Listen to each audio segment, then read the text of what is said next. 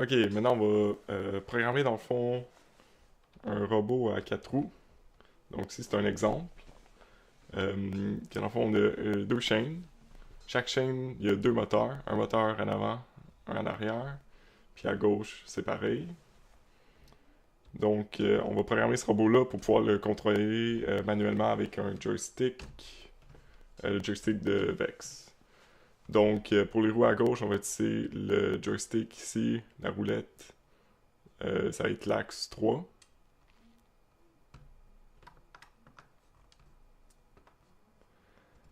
Et pour les roues de droite, on va utiliser l'axe numéro 2.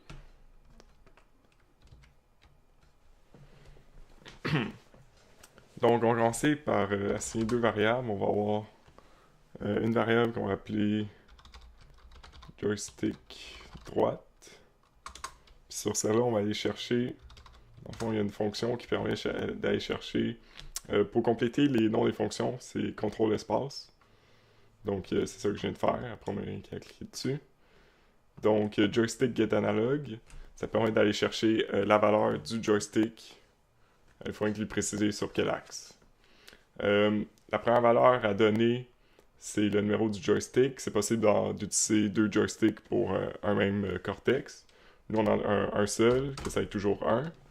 Deuxième valeur, c'est l'axe. On a dit pour celui de droite, on a utilisé l'axe 2. On va répéter la même chose pour le joystick de gauche.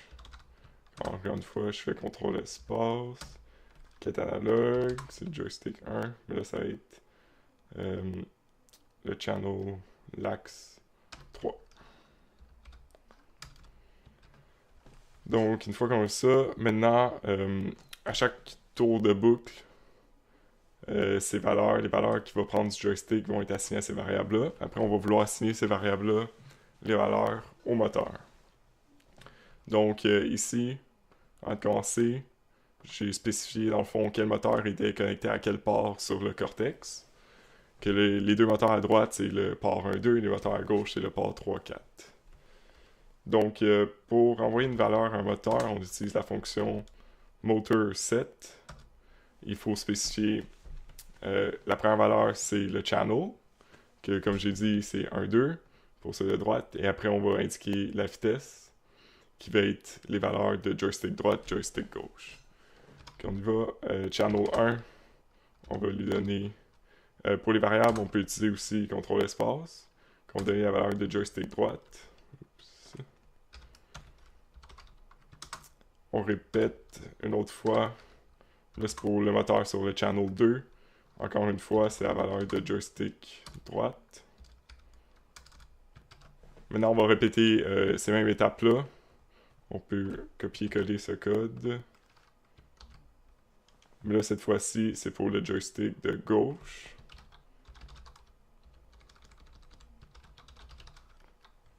Et on va assigner le port 3 et 4.